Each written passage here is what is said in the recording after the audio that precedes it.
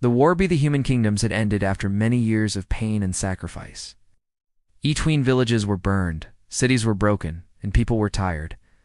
Among the soldiers who returned from the last battlefield was Captain Ethan Cole.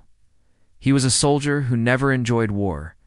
He fought not for fame or coins, but to protect people who could not fight for themselves. His uniform was torn, and his heart was heavy, but his eyes still carried calm strength. When peace was finally announced, a grand ceremony was held in the capital city. Banners of crimson and gold waved above the castle walls. Trumpets played, and noble families filled the great hall. The kings and queens who survived wanted to show that unity had come again. As part of the old custom, the strongest soldiers were invited before the royal court to receive rewards. Some would be given lands, others would marry into royal families or be granted treasure. Ethan was called the first hero of the field. When he stepped into the hall, the whisper of his name spread like soft wind across the crowd. People admired his courage, but they also noticed that he walked with quiet eyes, not the proud eyes of victory. He bowed before the king and queen. The king said that as part of the peace agreement, Ethan was allowed to choose one royal boon of unity. In simpler words, he could choose a prize among the royal offerings to show that peace could join both sides. The hall was full of riches. Tables were covered in jewels, gold cups, rings, fine cloth, and elegant art. Behind them stood several young women of noble birth, daughters of the royal house. Each wore bright silk and smiled in the hope of being chosen. To marry one of them would mean power, titles, and a seat in the council. Ethan looked around the hall quietly. The crowd waited for him to point his hand toward a shining gem or a royal daughter, but he did not.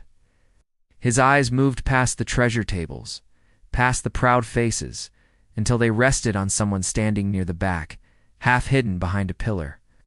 There stood Princess Leora. She was small, thin, and pale. Her posture was slightly bent, her dress simple compared to the others. Her head was lowered, her hands folded in front of her, almost as if she hoped no one would notice her.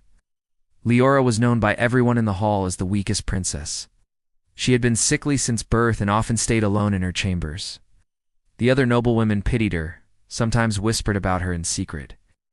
She was gentle, but fragile, too quiet, too shy, too weak for her own world. Ethan's gaze did not move away from her. For a long moment, the hall was so silent that even the soft crackle of the torches seemed loud. Then he walked toward her. His steps echoed across the marble floor. People whispered in confusion. The king straightened in his chair, unsure of what he planned. Ethan stopped in front of Leora and bowed deeply. His voice was calm but strong when he spoke. Your Grace, I have made my choice. I choose this princess as my boon. Shock spread through the crowd like a wave. Murmurs rose instantly. Some thought they had misheard him. One lord frowned and muttered that the soldier was foolish. Another whispered that he was mocking the court. The queen turned her face toward her husband in surprise. Even Leora herself stared at Ethan, as if she could not believe his words. The king cleared his throat and said carefully, Captain, you may choose any lady or treasure you wish. Are you certain of this? Yes, your majesty, Ethan replied simply. She is the one I choose. No one spoke for a full minute. Then the king finally nodded, though confusion still sat in his eyes. So be it. The law allows each hero his own choice. That night the news spread across the whole capital. The bravest soldier in the kingdom had chosen the weakest princess as his prize. The upper nobles talked about it with wide eyes. The servants gossiped in the kitchens. Some laughed, calling it the strangest act in all of peace history. Others said the soldier must be planning something clever, but none of them knew the truth. Later, when the great torches burned low, Ethan stood alone on the castle balcony. The moonlight touched his worn armor. From where he stood, he could see the quiet garden below where Princess Leora sat near the fountain, looking at the stars. A faint breeze moved her hair. She looked lonely and fragile, but there was a strange steadiness in her eyes, like someone who had seen both sorrow and courage. Ethan looked at her for a long time. He knew no one would understand. They would only see weakness where he had seen something else long ago. He chose her not out of pity, but because he remembered the courage hidden behind those trembling hands. The world had called her the weakest, but he had once seen her stronger than all of them, when kindness mattered more than power.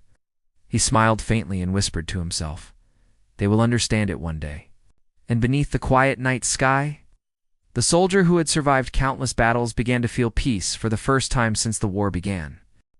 Leora did not understand why the soldier had chosen her.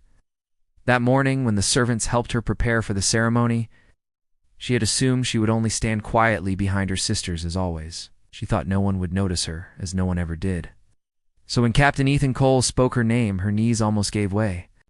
The people stared at her like she was part of a strange joke, but Ethan's expression never changed. His face was calm, without mockery or pride, and his eyes were steady like a man who knew exactly what he was doing. After the ceremony, the castle filled with whispers. Every noble lady spoke about it in secret. Some said that Captain Ethan had chosen her to shame the royal family. Others whispered that he must have lost his senses after years of battle. Even her sisters asked her if she wanted to refuse him, but Leora only shook her head. She did not know what she felt. The soldier had spoken to her with such quiet respect that she could not believe he meant her harm. The next day, Ethan came to speak to her in the garden. She sat near a small white rosebush, her book on her lap, though she had not turned a page in many minutes. When he walked up the path, she rose quickly and bowed, unsure what she should say. Ethan smiled slightly. "You need not bow to me, princess. I'm no king." His voice was warm and calm, and that surprised her more than his choice. She had expected a harsh soldier with loud words and sharp commands, but he was not like that at all. "I still do not understand," she said softly. "There were so many other prizes you could have asked for. Why me?" He looked out toward the garden walls before speaking.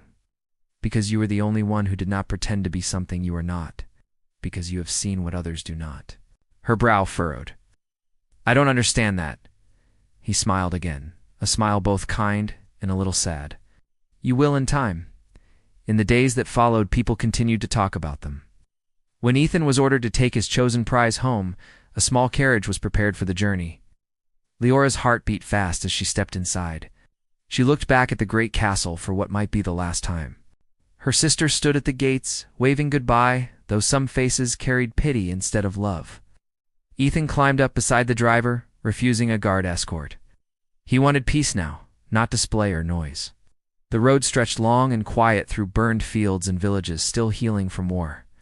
Leora looked out of the window and saw broken houses being rebuilt by tired hands. Children played again in dusty streets where soldiers had once marched. It felt strange to her. She had lived her whole life behind stone walls, hearing war as distant thunder. Now, she saw what war truly left behind. Ethan glanced back sometimes to see if she was all right. Every time she met his eyes, she looked away quickly, feeling both warmth and confusion. He seemed to carry an invisible weight, but his presence felt safe, like a strong wall that held back cold wind. After several days, they reached his home in the countryside. It was not a grand castle, only a small house near a slow river, with fields around and tall silent trees. Leora stepped down from the carriage and felt grass under her shoes. The air smelled of water and soil. It was the first time she had been anywhere without guards or servants following her every step. She stood motionless for a moment, not knowing what to do. "This will be your home, princess," Ethan said gently.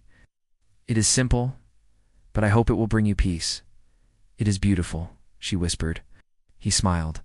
"I built some of it myself. Never trusted architects to leave enough windows for the sky."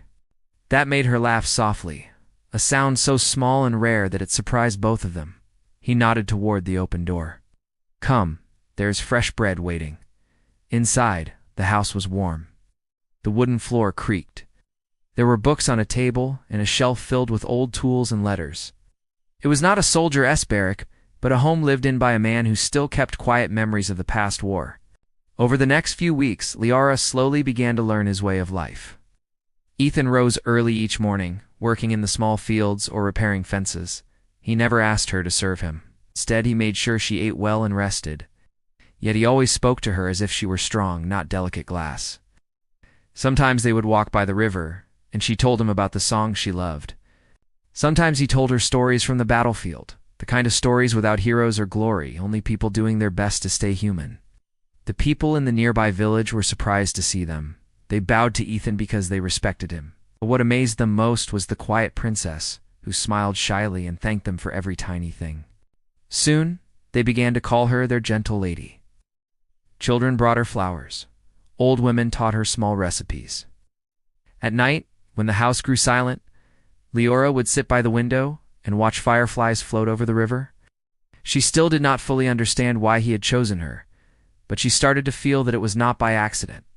There was something in his eyes when he looked at her, some kind of memory she could not name, and somewhere deep inside her own heart. A faint warmth began to grow, the feeling that perhaps she was not as weak as the world had made her believe. The days passed quietly in the small house by the river. The war seemed far away now, as if it had happened in another world. Leora was still weak in body, but the calm air and simple life slowly began to change her. She woke early to the sound of birds instead of bells. She learned to walk outside without fear of falling or fainting. The villagers greeted her with smiles, and their children often ran to show her small treasures from the woods. Ethan watched her change with silent pride. He spoke little, but his eyes said much. Each evening they shared a meal by the window, where the sunset painted the sky in gold. Sometimes he read to her. Sometimes she read to him, though her voice trembled at first. She began to laugh more freely. Her laughter sounded light, like wind chimes in the garden. Still doubts lived quietly in her heart. One night, when the moon was full, she asked while looking at her hands, "Do people still talk about us?" Ethan looked at her gently. "Of course they do. People always talk about what they don't understand." "Do they think badly of me?" she asked in a low voice. He smiled faintly. "They think what they always thought, that you are weak. But they are wrong. Weakness is not what they see, it is what they refuse to see." Leora looked up, confused. "What do you mean?" He leaned back, folding his arms. "I met you once before, long ago. You wore no crown that day. You came to the field disguised as a nurse, bandaging the wounded. You may not remember, but I do. You were trembling like a wild bird, yet you refused to leave even when the danger grew worse. You saved lives when you could have hidden behind stone walls. That is the day I saw what kind of strength lives in you." Her mouth parted in surprise. She searched his face, trying to remember. Slowly an image came back to her mind, a soldier pale with pain, holding his side, and a young woman kneeling beside him. Hands covered in blood and dirt, tying cloth around a wound. She had cried that day, not because of fear for herself, but for the men who suffered before her eyes. She whispered, "That was you?" He nodded once. Yes. Her eyes filled with quiet tears. She looked down again. "I only did what I could. I was so afraid." "Courage is not being without fear," said Ethan softly. "It is moving forward while afraid. That is why I chose you." The others saw golden crowns. "I saw someone who would not run, even when her knees shook." She said nothing for a while. The water outside whispered softly, and a night bird called from the trees. When she finally spoke, her voice was small but firm. "Then maybe you did not choose wrongly after all." From that night, something changed between them. Leora stopped hiding behind her frailty. When Ethan went to teach the village children, she came with him. At first, she only sat in the corner and watched, but soon the children began to gather around her. She told them simple stories she had learned in the palace. The children listened with wide eyes and laughed when she made the voices of kings and fools. Ow. The more time passed, the more the people grew fond of her. They brought her little gifts: a loaf of bread, a flower pot, a drawing made by a child's hand. Leora gave more in return. She helped the women mend clothes for widows of the war and carried baskets for the elderly when her health allowed. Every evening she looked tired but peaceful. Ethan sometimes stood in the doorway, watching her speak with the villagers. He no longer saw the fragile princess they all had pitied. He saw someone who healed others simply by being kind, someone whose quiet soul had more power than any sword. But her body still betrayed her now and then. Some days her breath grew short, and she had to stay in bed. Ethan never left her side when that happened. He would read softly until she fell asleep, then sit by the window and polish his old sword out of habit. He had no wish to fight again, but the rhythm of the cloth on steel kept him calm. One evening, she awoke to see him doing this, the light of the fire dancing on the blade. She smiled faintly and said, "You still polish that thing even when peace is all around you." He chuckled quietly. "A soldier never forgets. But I like to think of it as remembering what I've survived, not what I've lost." She reached out a frail hand toward him. He set the sword aside and took it gently. Her hand was small in his, but it felt warm. "You've given me peace," she said softly. "For the first time, I am not afraid to wake up." Ethan did not speak for a long moment. The fire crackled between them. Finally, he said, "You gave it to yourself, Leora. I only showed you where to find it." They sat that way, hand in hand, while the night deepened outside.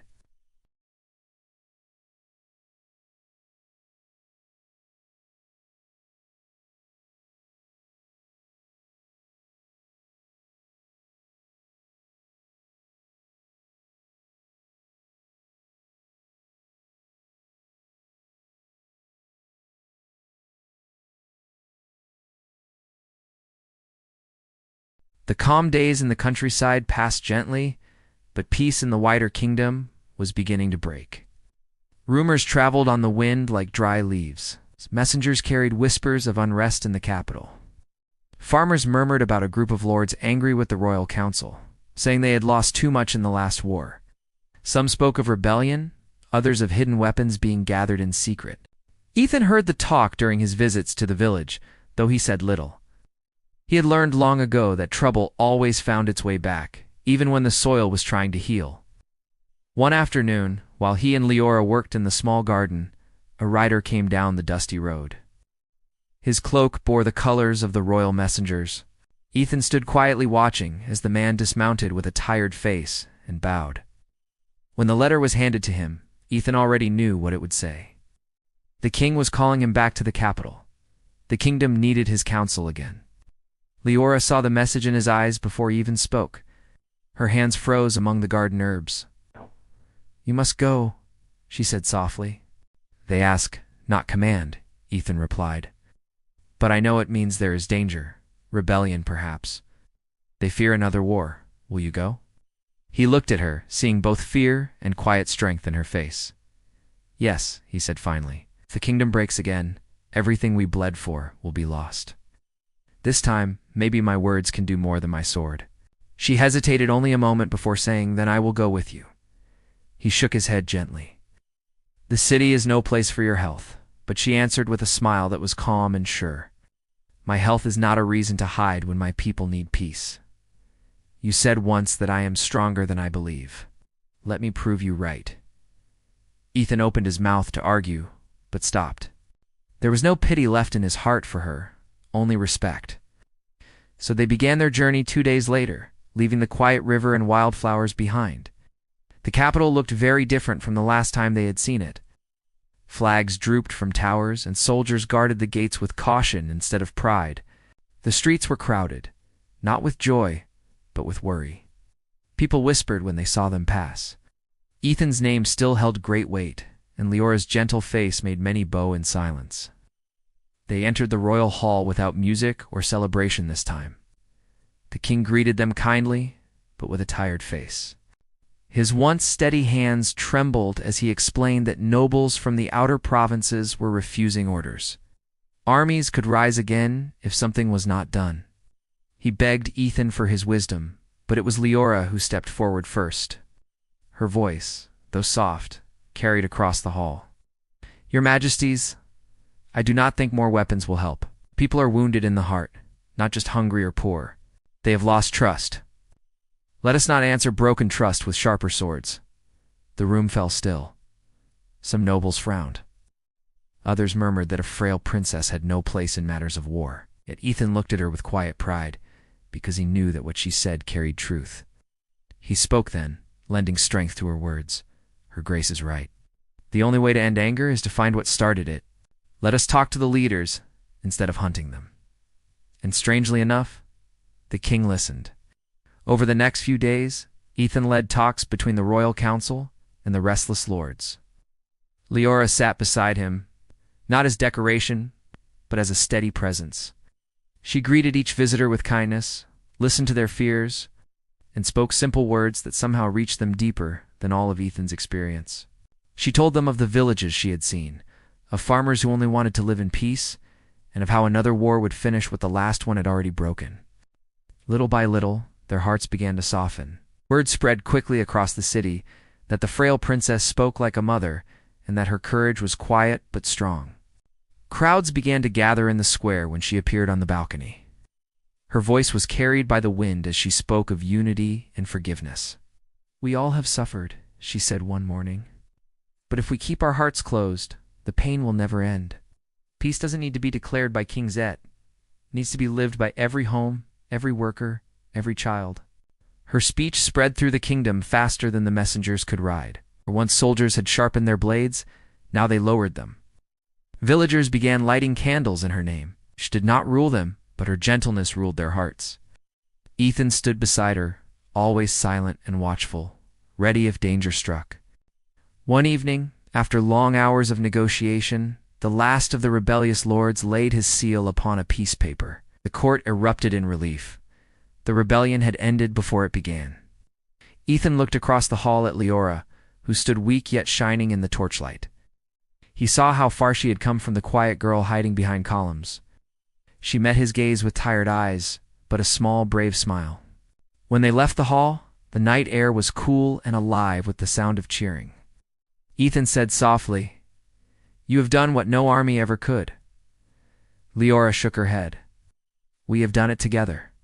You believed in me when no one else did." He smiled, and for a long moment they walked through the torchlit streets without another word, hearing the voices of people singing not of war but of peace returning at last.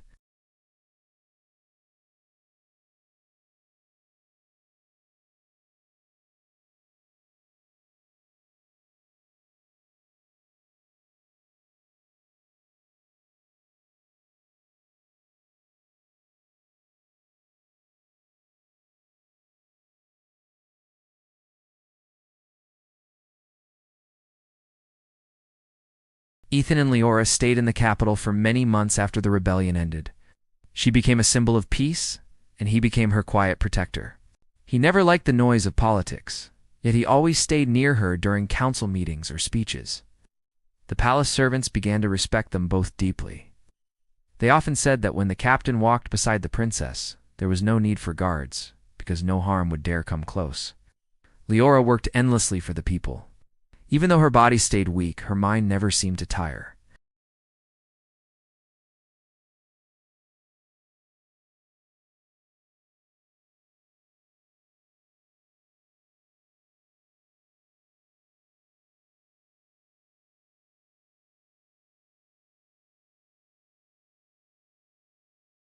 One late afternoon, after a long day of meetings, Leora walked into the quiet garden behind the palace.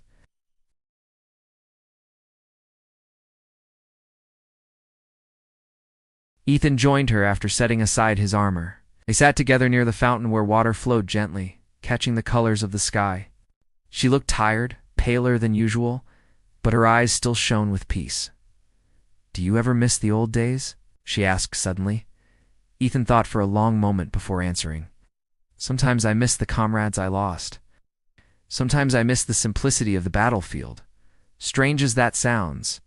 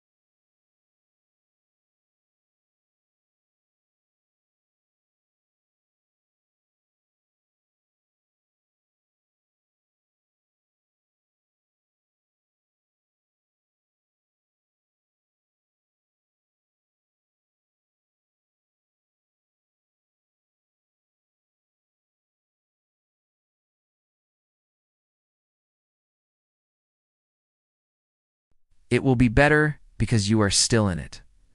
Her voice was fading like wind through leaves. "Promise me one thing. Promise me you'll keep teaching what we learned together." He nodded, unable to answer. Her hand rested in his, lighter than ever. Her eyes closed slowly. In that quiet moment, the brightest soul in the kingdom slipped away with a smile.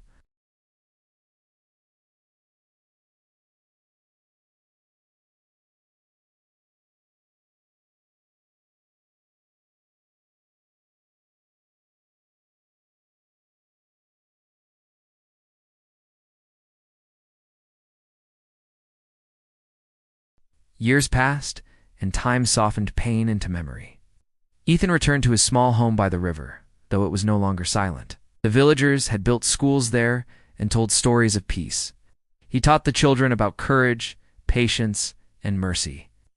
When they asked about the princess who had once lived with him, he never spoke of her death. Instead, he told them stories of her laughter, of how she made tired soldiers believe in light again, and of how kindness could be braver than any sword. Sometimes when evening arrived and the sky turned gold, Ethan walked to the riverbank. He could almost see her reflection in the water, sitting beside him just as she had years ago.